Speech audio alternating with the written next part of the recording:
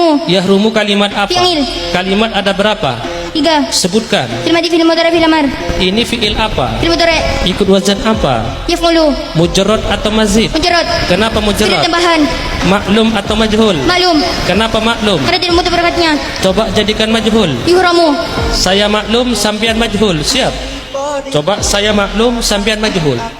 Fa'alah, jadikan majhul. Fu'ila. Nasara, Nusira. qatala, Kutila. daraba, Duriba. fa'ala, Fu'ila. kabbara, Kubira.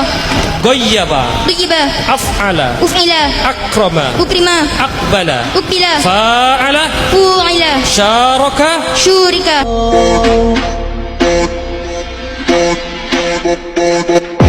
Body,